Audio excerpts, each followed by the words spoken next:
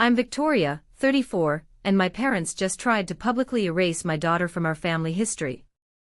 Before I tell you about the moment their faces turned the color of dirty snow, let me know where you're tuning in from in the comments. I read every single one. You know that feeling when you walk into a room, and the air instantly feels thinner. That's how it felt walking into the Crystal Ballroom at the country club for my parents' 40th anniversary. It wasn't just a party, it was a coronation. My parents, Richard and Eleanor, have always believed that perception is reality. If you look rich, you are rich. If you act perfect, you are perfect. Tonight, they were pulling out all the stops.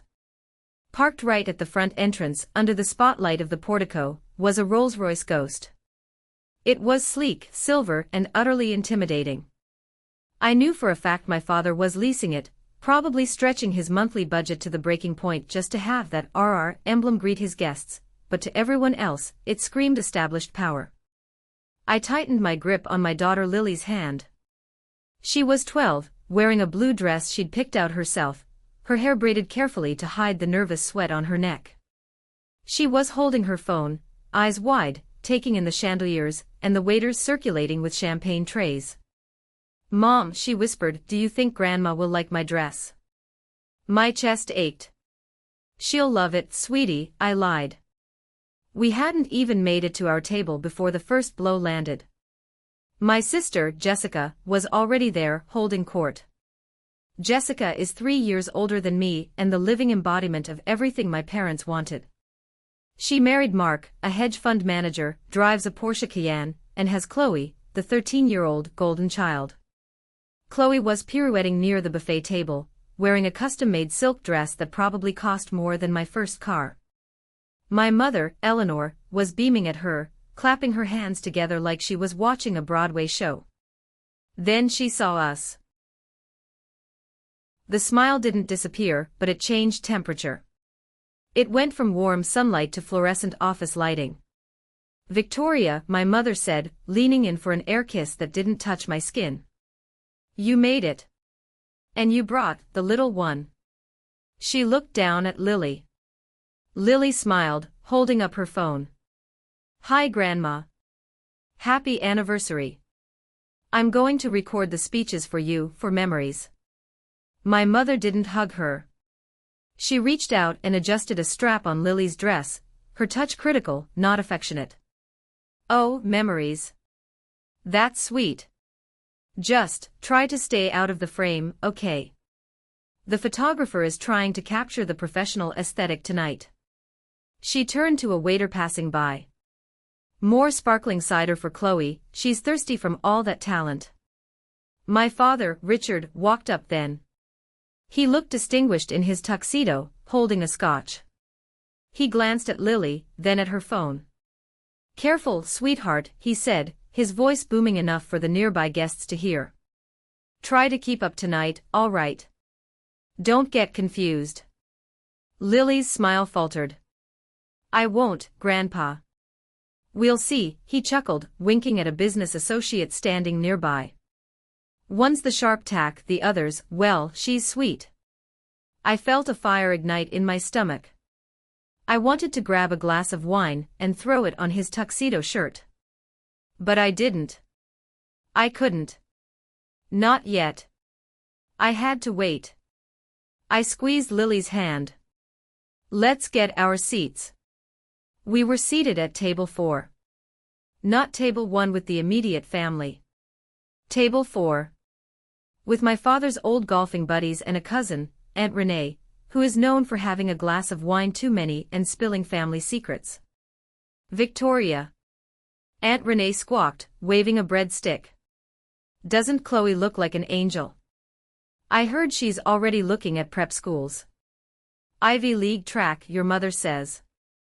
"She's 13, Renee," I said stiffly. "Never too early," Renee said, leaning in, her breath smelling of Merlot. "And how is Lily doing in that school? The one for the slower kids?" "It's a specialized school for creative learning," I corrected, my voice sharp. "And she's doing great." Lily shrank into her chair. She opened her phone and started scrolling through her camera roll, just trying to disappear. Then the lights dimmed. It was showtime. A projector screen descended from the ceiling. Music swelled, something classical and triumphant. A slideshow began. Slide 1, Chloe holding a trophy.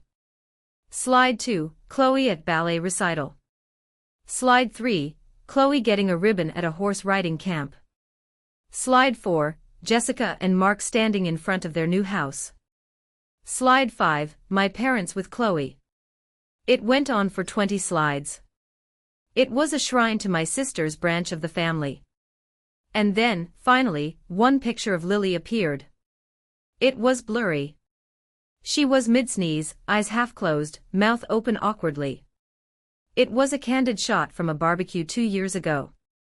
The room chuckled. A ripple of polite, amused laughter. My father took the microphone, basking in the spotlight. Thank you all. 40 years. It's a long time to build a legacy. He put an arm around my mother. They looked the picture of success. Tonight isn't just about looking back, he said, his voice dropping to that serious, boardroom tone. It's about securing the future. As many of you know, Eleanor and I have done well.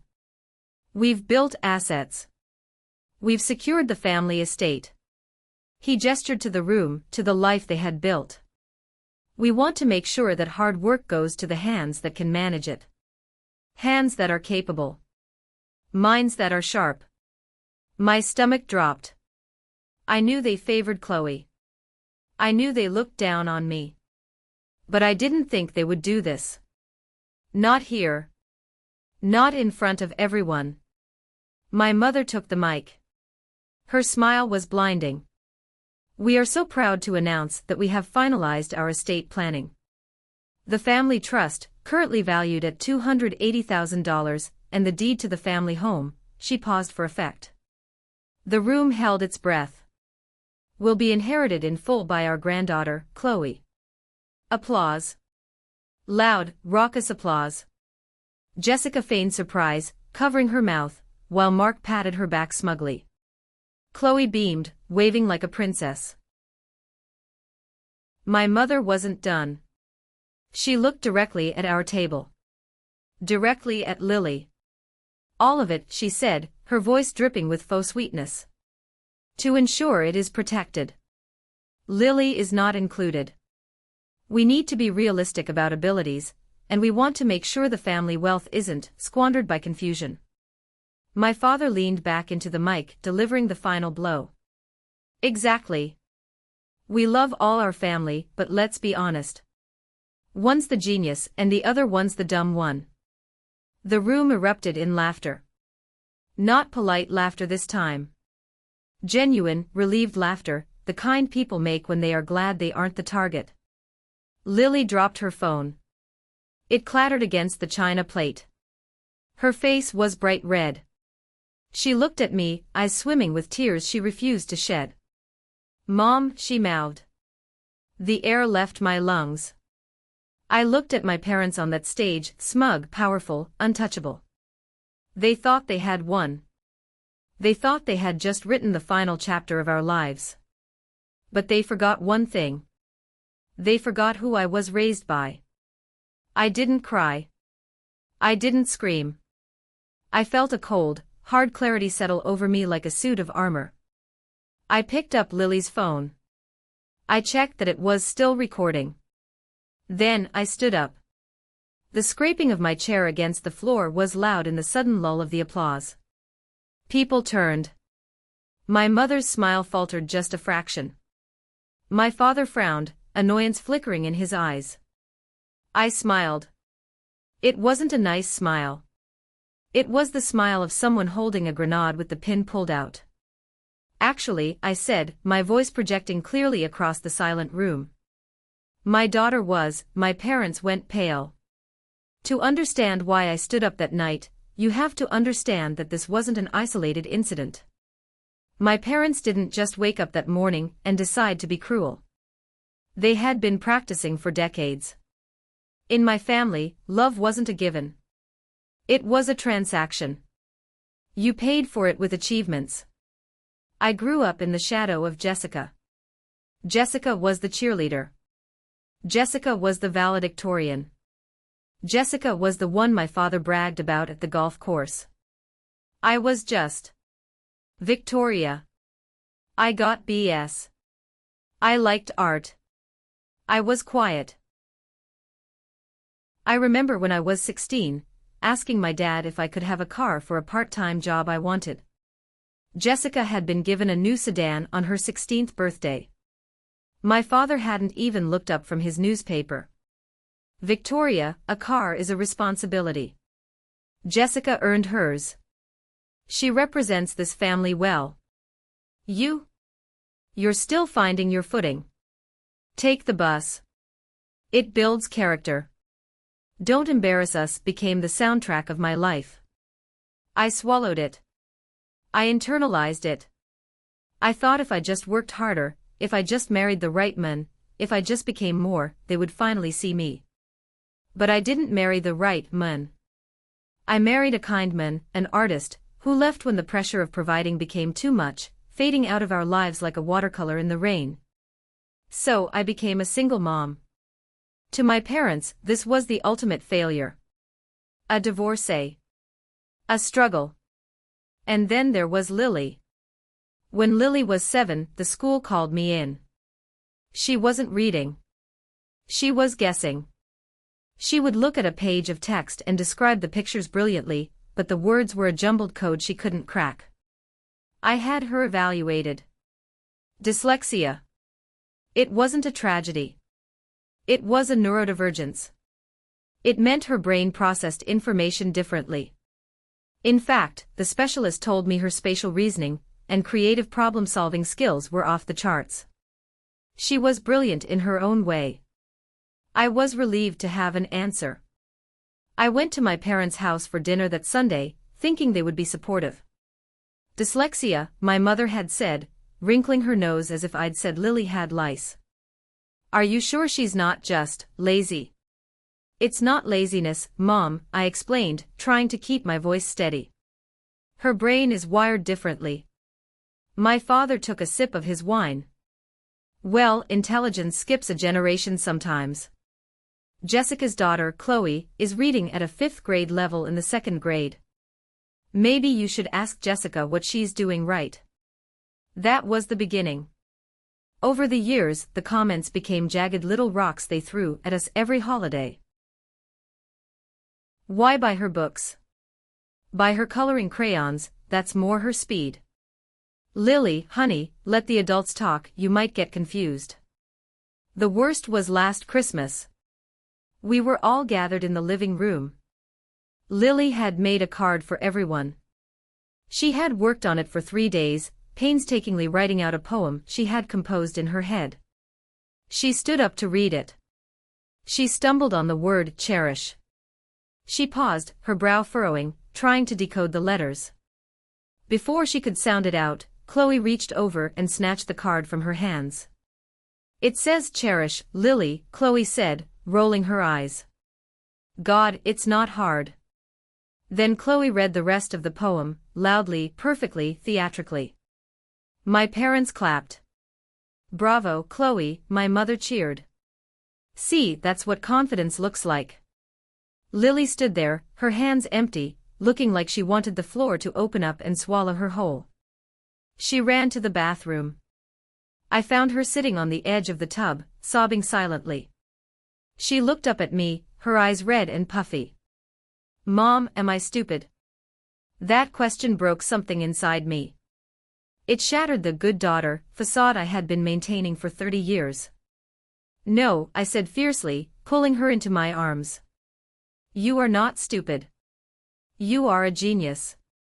You see the world in 3D, while they only see it in flat text. You are not stupid.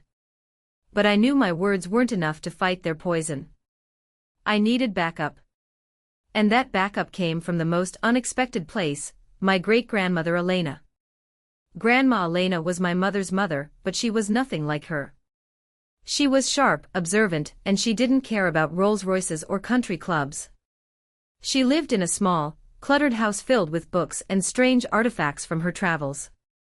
She was the only one who really saw Lily. I used to take Lily to Grandma Elena's house on weekends to escape the pressure. Grandma Elena didn't force Lily to read out loud. She taught Lily how to bake. Baking is chemistry, Grandma Elena would say, watching Lily measure flour. And it's geometry. Look how you arranged those cookies on the sheet, Lily. Perfect spacing. You have an engineer's eye. Lily would beam. In that house, she wasn't the dumb one. She was the engineer. 8 months ago, Grandma Elena got sick. It happened fast. I spent every day by her bedside. My parents visited once, stayed for 20 minutes, complained about the hospital smell, and left to go to a gala. One afternoon, when Lily was at school, Grandma Elena grabbed my hand. Her grip was surprisingly strong for a dying woman. "They're doing it again, aren't they?" she rasped. "Who?" I asked. "Richard and Eleanor. They're treating that little girl the way they treated you. Like a stain on their perfect tablecloth." I looked down. "I can't stop them, Grandma. They have the money. They have the house. They have the power." Grandma Elena's eyes narrowed. "Money is a tool, Victoria. And tools can change hands." She pointed to her bedside drawer. "Call my lawyer. Mr. Sterling. After I'm gone. Do not tell your parents." "Why?" "Because," she whispered, pulling me closer. "I'm setting a trap. I promised myself I wouldn't let them ruin another generation. If they try to erase her, if they try to cut her out, you trigger the trap." "What trap?" I asked, terrified. She smiled, and for a second she looked young again. "The kind that snaps shut." She made me promise. "Promise me, Victoria. If they humiliate her publicly, if they try to leave her with nothing, you don't just take it. You fight." "I promise," I said. She died 3 days later. My parents staged a lavish funeral, crying loudly for the cameras, talking about how much they loved Mother Elena. I stood in the back, holding Lily's hand, thinking about the promise. Then, the silence. For months, nothing happened. My parents continued to live in the big family house, the house Grandma Elena had built. They continued to spend money from the family trust. They acted like they owned the world. I started to think maybe Grandma Elena had forgotten. Maybe there was no trap. Then, 2 weeks before the anniversary party, there was a knock on my door. It was a man in a charcoal suit. He held a thick black envelope sealed with red wax. "Ms. Victoria," he asked.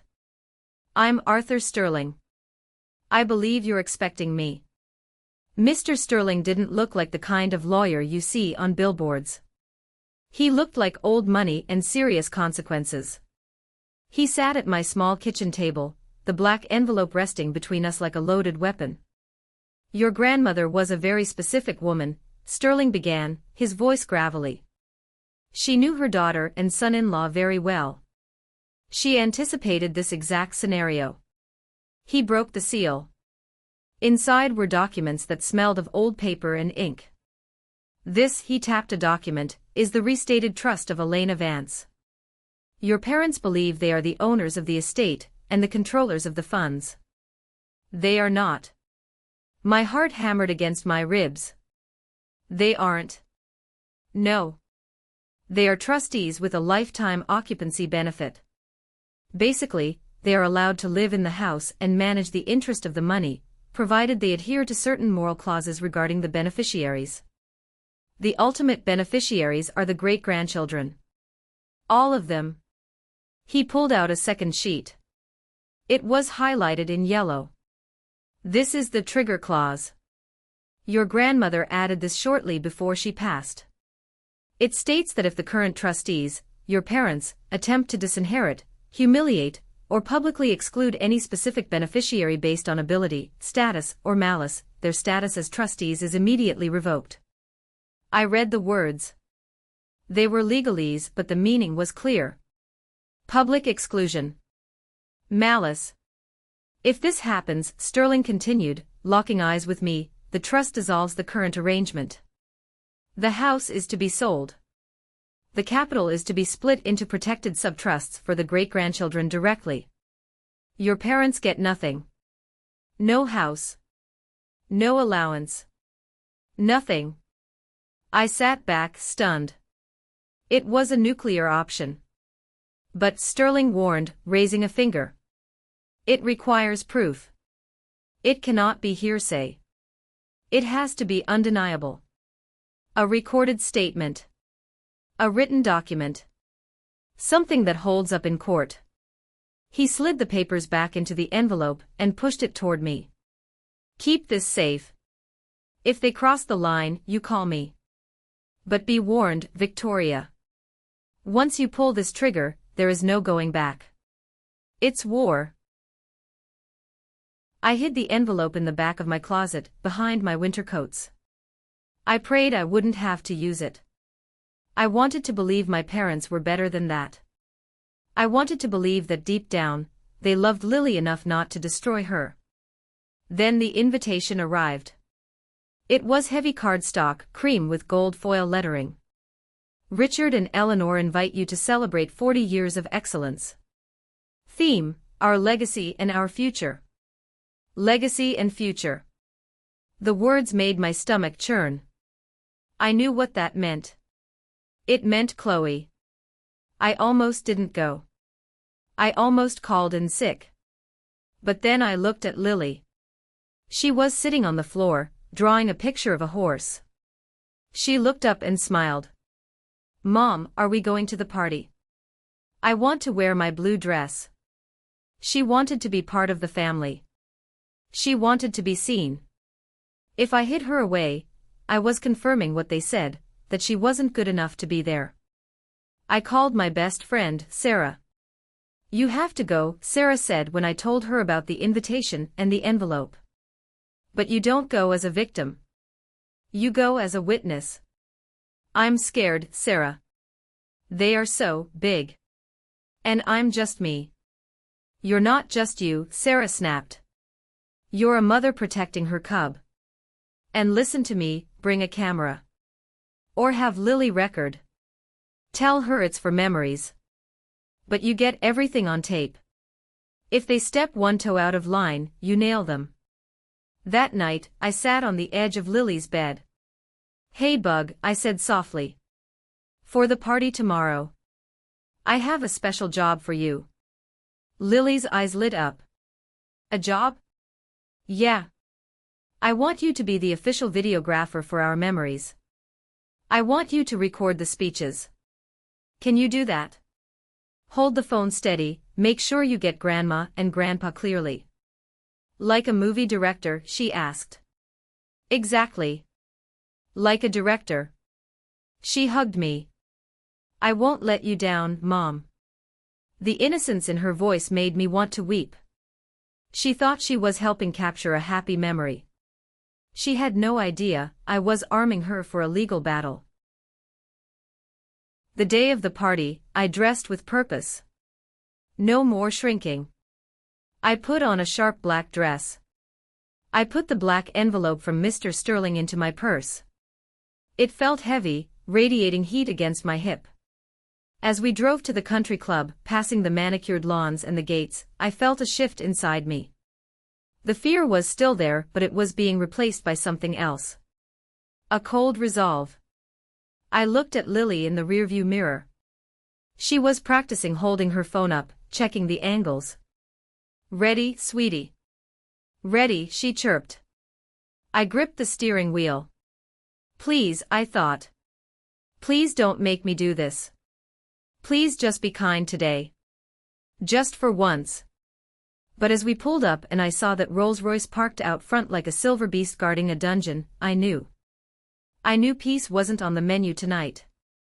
Walking into that ballroom was like walking into a high-pressure chamber. The air smelled of expensive perfume, starch, and judgment.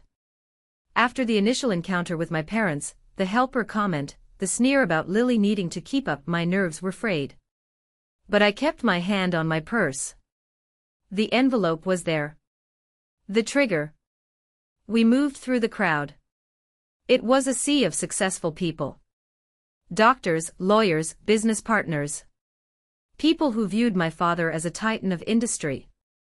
They had no idea he was living off his mother-in-law's trust fund, presenting it as his own hard-earned empire. My sister Jessica found us again near the dessert table. She was holding a glass of champagne, her other hand resting casually on the hood of a baby stroller belonging to a friend, as if posing for a catalogue. "Victoria," she said, her eyes scanning my dress. "Is that off the rack?" "It's cute. Very brave." "It's just a dress, Jess," I said, keeping my voice neutral. "Well, you look comfortable." "That's what matters," she smirked. "Did you see the rolls outside? Dad's thinking of upgrading to the Phantom next year. He says the Ghost is a bit pedestrian." I bit my tongue. "He doesn't own it," I wanted to scream. "The trust owns the lease." But I stayed silent. "And Mark just surprised me," Jessica continued, not waiting for a response. "He booked us a villa in Tuscany for the summer. We're taking Chloe for art appreciation.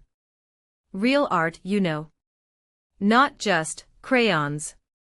She glanced at Lily, who was happily filming a plate of macarons.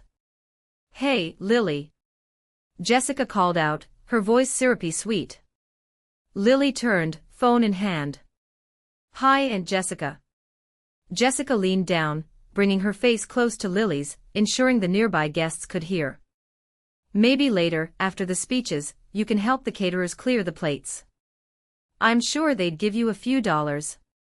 It's good to learn the value of manual labor early, especially if, well, you know, academics aren't really your path." I saw the light dim in Lily's eyes. She lowered the phone. "Oh. Okay. I guess." That was it. That was the moment. The last shred of hesitation I had evaporated. Jessica wasn't just arrogant, she was cruel. She was actively teaching her daughter, and the world that my daughter was born to serve them. "She won't be clearing plates, Jessica," I said, my voice low and dangerous. "She's a guest. And she's your niece. Try to remember that." Jessica laughed, a tinkling, hollow sound. "Touchy, touchy. Just trying to be practical, Vicky." She breezed away to join the circle of admirers around Chloe. "Mom?" Lily whispered. "Is it bad to be a caterer?" "No, baby. It's honest work." But Aunt Jessica wasn't talking about work. She was trying to be mean. "Don't let her in." I tapped her chest. "Heart guard up." "Heart guard up," Lily repeated, a little mantra we had. The lights dimmed. The room hushed. The slideshow played. The laughter at Lily's sneeze echoed in my ears like a gunshot. Then my father stepped to the microphone. I watched him. I watched the way he adjusted his cufflinks. The way he surveyed the room like a king looking at his subjects. He loved this. He loved the control. My mother stood beside him, clutching her pearls, her eyes wet with fake emotion. "We have built this life," Richard boomed, brick by brick. "Liar," I thought. "Grandma built it. You just painted it gold." I checked Lily. She had the phone up. Her hands were shaking slightly, but she was recording. The red dot was blinking. Good girl, I thought. Capture it. Capture every lie. "And tonight," my father continued, "we ensure the legacy survives." I slipped my hand into my purse. My fingers brushed the wax seal of the black envelope. The texture was rough against my skin. My heart was pounding so hard, I thought the person sitting next to me could hear it. This was it. The point of no return. If they just gave the money to Chloe, I would have stayed seated. It would have hurt, but it was their right to be unfair. But I knew them. I knew they wouldn't just elevate Chloe. They had to crush Lily to do it. They needed the contrast. They needed the dumb one to make the golden child shine brighter. My mother took the mic. Lily is not included. The words hung in the air. My father's follow-up. One's the genius and the other one's the dumb one. The laughter. The world slowed down. I saw Lily's face crumble. I saw the shame wash over her. And in that moment the fear vanished. I wasn't Victoria the disappointment anymore.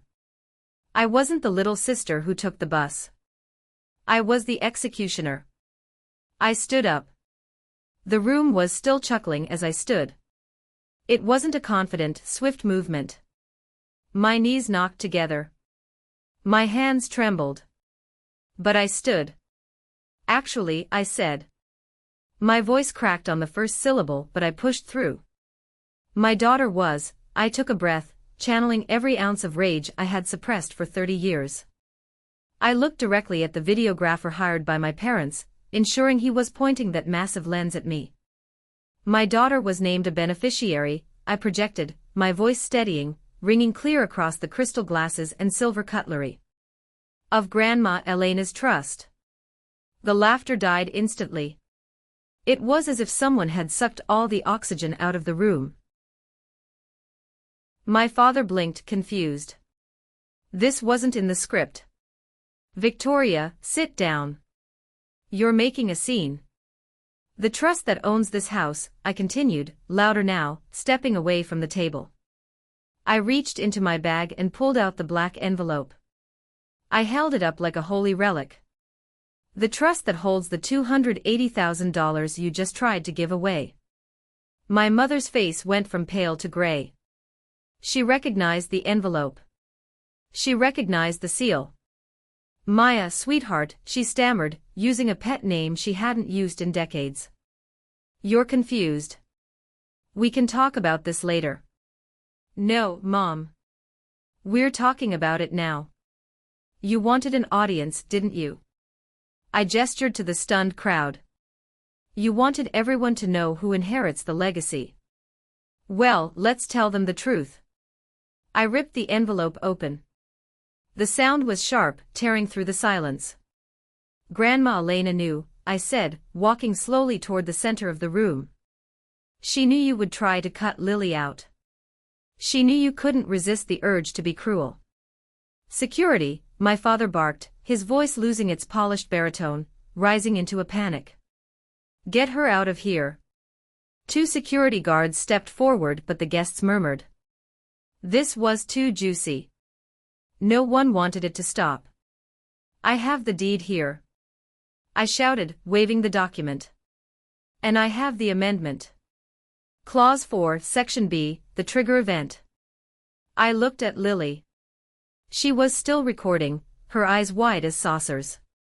If the acting trustees, I read from the paper, my voice shaking with adrenaline, publicly humiliate, disinherit, or maliciously exclude any lawful beneficiary based on ability or status, their trusteeship is immediately revoked. I lowered the paper and looked at my father. Immediate revocation, Dad. That means as of 5 minutes ago, when you called my daughter the dumb one into a microphone, you lost control of the trust. You're lying. Jessica shrieked from her table, standing up. That's fake. Grandma wouldn't do that. It's signed by Arthur Sterling, I shot back. And it's recorded. Tonight is recorded. I pointed to Lily's phone. You said it. All of it. Lily is not included. You triggered the clause. My father gripped the podium. He looked like he was having a stroke. We were speaking generally. It was a figure of speech. Tell that to the lawyer, I said. Because I'm sending him the video tonight. My mother let out a small, strangled sob. The house is to be sold, I finished for her. Proceeds split 50-50 between the great-grandchildren. Lily gets her share. Chloe gets hers. You get nothing.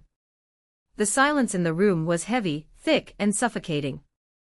It was the sound of an empire collapsing in real time. Aunt Renee, sitting at my table, let out a low whistle. Damn, she whispered. I turned to Lily. She looked terrified but also awestruck. She looked at me like I was Wonder Woman. Come on, Lily, I said, extending my hand. She grabbed it. We walked toward the exit. The path cleared for us. People stared, mouths open. I saw the envy in some eyes, the shock in others.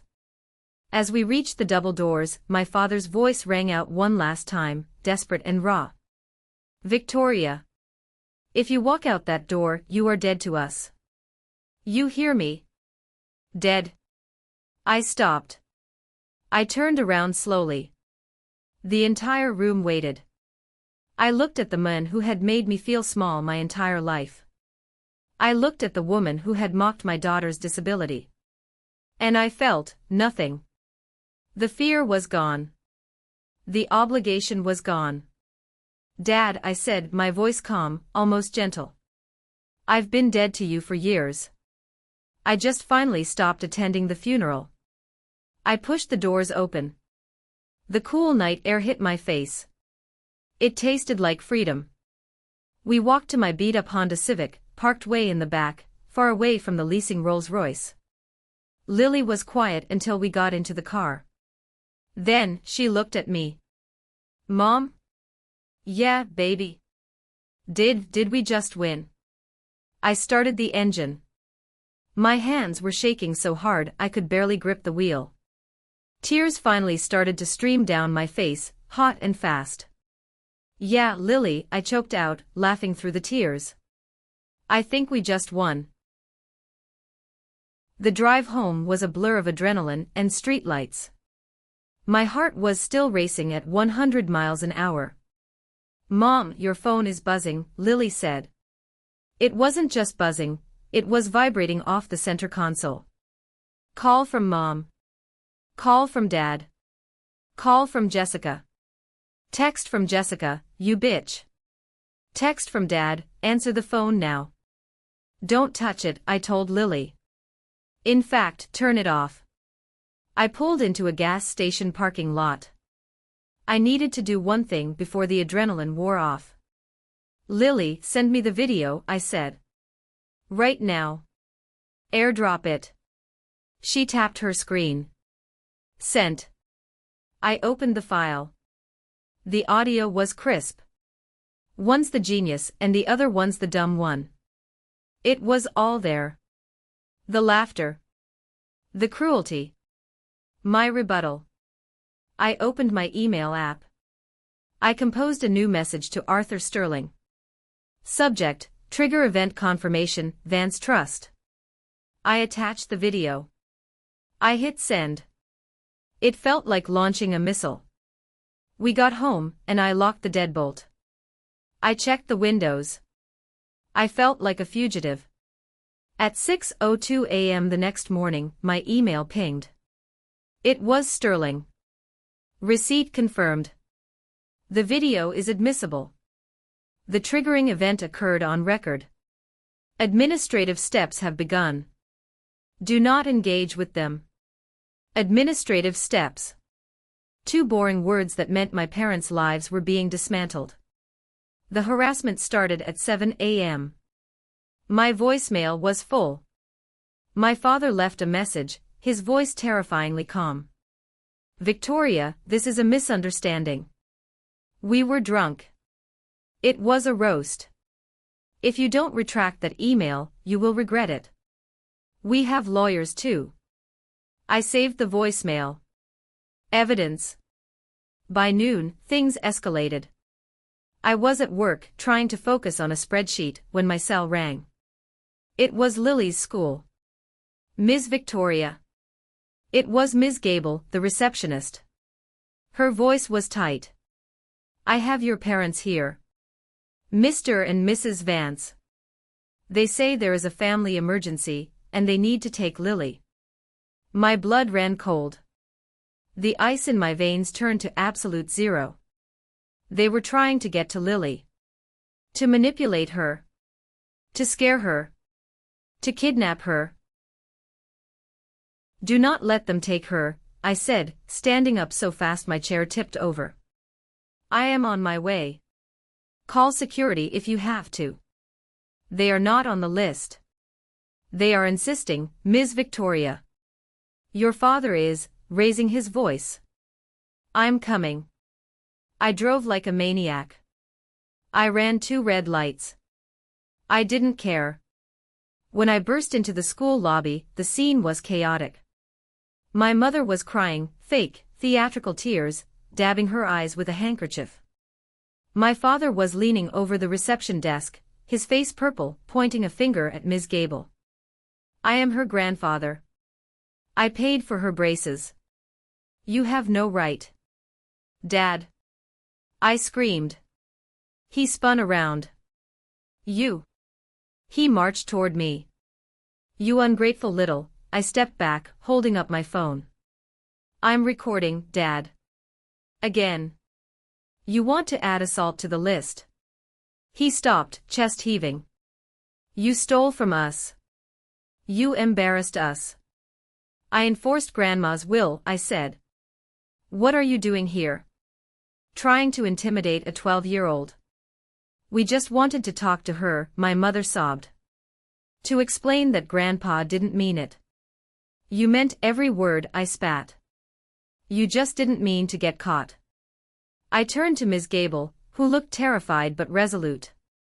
These 2 people are to be banned from the premises. If they come back, call the police immediately. Understood, Ms. Gable nodded. My father looked around. Parents were watching. Teachers were peeking out of classrooms. He realized he was losing again. He realized his power didn't work here. You're making a mistake, Victoria, he hissed, lowering his voice. You can't survive without us. You'll be destitute. I'd rather be poor than be you, I said. Get out. He glared at me with pure hatred. Then he grabbed my mother's arm. Come on, Eleanor. We're done here. They walked out, passing the colorful children's artwork on the walls, looking like gray ghosts fading into the mist. I waited until their car, the leased Rolls-Royce, peeled out of the parking lot. Then I collapsed onto the waiting bench. My legs gave out. Ms. Gable came around the desk and put a hand on my shoulder. Are you okay? No, I whispered. But I will be. Lily came down from her classroom a few minutes later. She saw my face and ran to me. Did they come? She asked, her voice trembling. I hugged her so hard I thought I might crush her. They came. And I sent them away. They aren't coming back, Lily. Never again. Promise. I promise. We walked out to the car. The sun was shining. It was a normal Tuesday for everyone else, but for us, the world had changed. The storm had broken. But I knew this wasn't the end. A cornered animal bites. And my parents were about to lose their home. I checked my phone. A text from Jessica. You think you're so smart? Wait until you see what happens next. You just started a war you can't win. I looked at the text and deleted it. She was wrong. I had already won. I just had to survive the cleanup. The 2 weeks following the incident at the school were the longest of my life. I lived in a state of hypervigilance. I checked my locks 3 times a night. I flinched every time a car slowed down in front of our house. I kept expecting the police, or a lawsuit, or my father breaking down my door. But silence, as it turns out, is often louder than screaming. The first domino fell on a Thursday. I know this because Aunt Renee texted me. Renee had become my unauthorized mole inside the family implosion. She didn't do it out of the goodness of her heart. I think she just loved the drama. But information is power, so I didn't block her. Her text was a simple photo. It was a picture of a certified mail envelope sitting on my parents' marble entryway table. The return address was Sterling and Associates. The caption read, "The bomb just landed. Your dad is drinking scotch at 10 a.m. That envelope contained the notice of removal. According to Mr. Sterling, who emailed me updates with the emotional detachment of a surgeon, the timeline was strict. My parents had 30 days to vacate the property. 30 days to pack up 40 years of pretension. 30 days to find a new stage to perform on, because this theater was closing down. I expected them to fight. I expected a drawn-out court battle. But here is the thing about bullies, they are often cowards when stripped of their armor. And their armor was the money. Without access to the trust funds to pay for high-powered attorneys, they were toothless. They tried to contest it, of course. My father went to 3 different firms. But the video was damning, and Grandma Elena's amendment was ironclad. No lawyer would take the case on contingency when the evidence of their breach of fiduciary duty was so blatant. Then came the phone call. It wasn't my father this time. It was my mother. She called from a number I didn't recognize, probably a burner phone or a neighbor's, knowing I had blocked her main line. I answered, expecting rage. Instead, I got something far more unsettling, martyrdom. "Victoria," she wept. Her voice sounded thin, fragile. "How can you do this? We're your parents. We're old people. You're putting us on the street." I sat at my kitchen counter, watching Lily do her homework. She was using a text-to-speech program on her iPad, laughing at something the computer voice said. She looked happy. "Safe. I'm not putting you on the street, Mom," I said, keeping my voice steady. "You have savings. You have your pensions.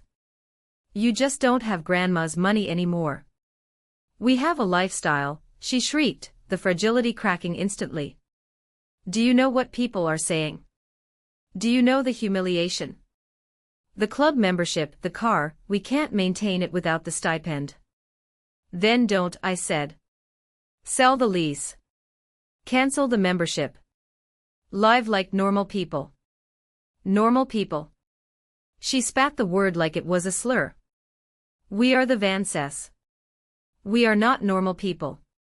And Jessica, oh God, Jessica," she trailed off into sobbing. "What about Jessica?" I asked. "She won't help us, Victoria. She won't take us in." I nearly dropped the phone. This was the twist I hadn't seen coming, though I should have. Here is the thing about raising a golden child, you teach them that they are the center of the universe. You teach them that their comfort is more important than anyone else's feelings. You teach them to discard anything that isn't perfect. And right now, my parents weren't perfect. They were a liability. Aunt Renee filled in the details later that night. Apparently, the day after they got the eviction notice, my parents went to Jessica's sprawling McMansion. They assumed, naturally, that the daughter they had celebrated, the one who inherited the genius genes, would open her doors. They expected the guest suite. They expected sympathy. Instead, Jessica met them in the driveway. She didn't even let them inside. According to Renee, Jessica told them that Mark was worried about his reputation. The video of the anniversary dinner was circulating in their social circle. People were whispering. Mark's hedge fund clients were asking if his in-laws were actually broke fraudsters who bullied disabled children. "We can't have that energy around Chloe," Jessica had told them, standing in front of her Porsche. "It's too traumatic for her. And honestly, Mom, you guys really messed up. I can't be associated with this mess until it blows over." She turned them away. The daughter they had groomed to be their masterpiece looked at their tragedy, and saw only an inconvenience to her social standing. It was poetic justice so pure it almost hurt to witness. The day the movers came was a rainy Tuesday. I didn't go. I didn't want to see it. But I heard the Rolls-Royce was returned to the dealership 3 days prior. My father tried to claim it was a voluntary exchange, but everyone knew. The repo man doesn't care about your legacy. The house went on the market the following week. It was priced to sell. Because of the trust structure, I didn't have to do anything. Mr. Sterling handled the listing. I just saw it pop up on Zillow. Stunning estate, motivated seller. It sold in 3 months for $1.2 million. The closing was the final nail in the coffin. The proceeds didn't go to my parents. They didn't pass go. They didn't collect $200. The money went straight into 2 irrevocable subtrusts. One for Chloe. And one for Lily. 50-50. Just as Grandma Elena intended. The money for Lily is locked up until she's 25, with provisions for education and health. It changed everything for us. I didn't quit my job, I like my work, but the crushing weight of anxiety lifted. I could afford the specialized tutoring Lily needed. I could afford a better car than my beat-up Honda. I could afford to breathe. My parents moved into a 2-bedroom apartment in a complex near the highway. It's not a bad place. It's clean. It's safe. It's exactly the kind of place they used to sneer at when we drove past it. They are alone there. No galas. No microphones. No audience. Just 2 people and the echo of their own choices. A few months after the sale, I was cleaning out some boxes in our garage and found an old photo album. I opened it to a picture of me and Jessica as kids. My mom was holding Jessica, beaming. I was standing a few feet away, looking at the grass. I realized then that I wasn't angry anymore. The rage that had fueled me at the anniversary party had burned itself out, leaving behind a quiet sadness. I was sad for the little girl in the photo. I was sad that she spent so long trying to buy love that wasn't for sale. But mostly, I was relieved. I walked back into the house. Lily was sitting at the dining table. She had her specialized reading overlays out, colored plastic sheets that helped stop the letters from moving. She was reading a graphic novel. "Mom," she yelled without looking up. "Did you know that Percy Jackson has dyslexia too?" I did know that, I smiled, leaning against the doorframe. "It's a hero trait." She looked up, her eyes bright. "Yeah. A hero trait." She wasn't scared anymore. She wasn't asking if she was stupid. She was identifying with demigods. That night, I sent one final email to Mr. Sterling. "Thank you. For everything." He replied 5 minutes later. "Your grandmother would be proud. The file is closed. We were free." Time has a funny way of clarifying things. When you're in the middle of the storm, all you see is wind and rain. It's only when you look back from the shore, years later, that you see the path of destruction and the new growth that came after. It has been 4 years since the night I stood up in the crystal ballroom.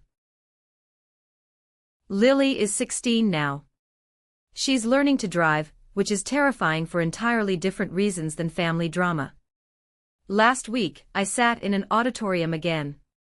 But this time, the air didn't feel thin. It felt electric. It was the Regional Student Art Showcase. Lily had entered a piece she'd been working on for months. It was a mixed-media sculpture, twisted wire, old book pages, and vibrant glass shards. She called it the Decoder. When they announced the winner of the mixed-media category, and I heard Lily Vance, I didn't stay seated. I jumped up. I cheered. I embarrassed her, just a little bit, the way a proud mom is supposed to. She walked up to the stage. She wasn't wearing a designer dress paid for by a trust fund to buy her status. She was wearing ripped jeans and a blazer she thrifted and painted herself. She took the microphone. Her hands were steady. "Thank you," she said. Her voice was strong. I used to hate words. They moved around on me. They made me feel small. But I learned that if the words don't work, you can speak in other languages. You can speak in wire and glass and color. This is for my mom, who taught me that different isn't broken. The applause was genuine. It wasn't polite clapping for a wealthy donor's granddaughter. It was real. I looked around the room. There was no Rolls-Royce in the parking lot. There was no champagne. Just punch and cookies. And it was perfect. I haven't seen my parents in 4 years. I hear about them, though. Aunt Renee still sends the occasional update, though I've stopped replying. Apparently, the apartment is too small. Apparently, the neighbors are loud.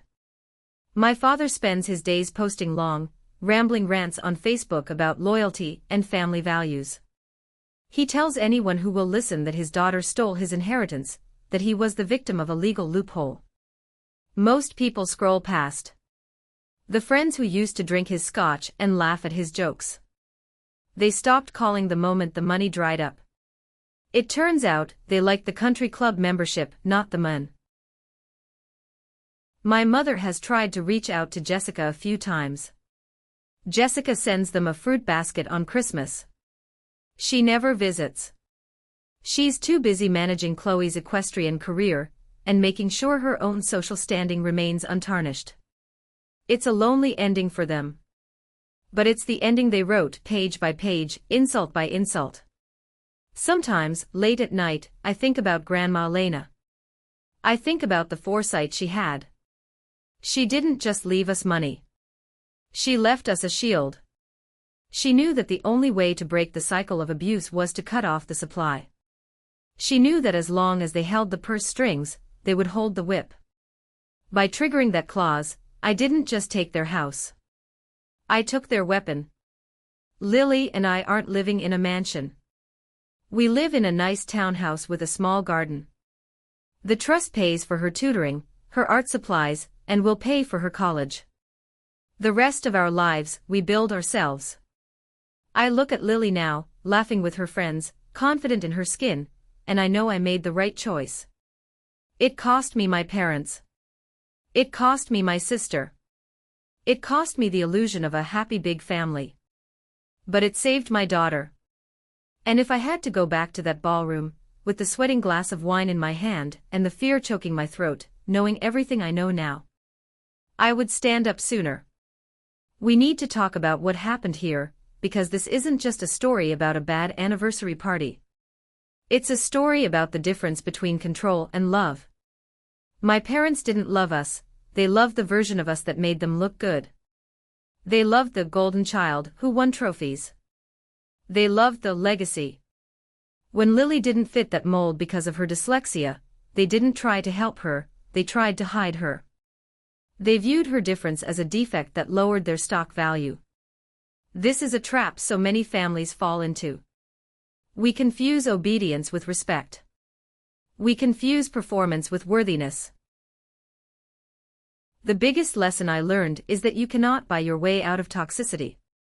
You cannot, good girl, your way into being respected by people who need you to be small so they can feel big. My grandmother knew this. She knew that sometimes, the most loving thing you can do is set a hard boundary. The trigger clause wasn't just a legal trick, it was a moral line in the sand. It said, you can be rich or you can be cruel, but you cannot be both on my dime. I want to ask you something. Have you ever felt like you were performing for affection in your own family? Have you ever held your tongue to keep the peace, even when it was hurting you? If you made it this far, I want to thank you. It wasn't easy to relive this, but it's healing to share it. Here is what I want you to do. If you believe that every child deserves to be celebrated for who they are, not just what they achieve, please type good in the comments below. Or, if you have a moment, tell me, what is the one boundary you wish you had set sooner in your life? Your stories help me. They remind me that we aren't alone. We are all just trying to break the cycles that hold us back. Thank you for listening. Thank you for standing with me. And remember, heart guard up.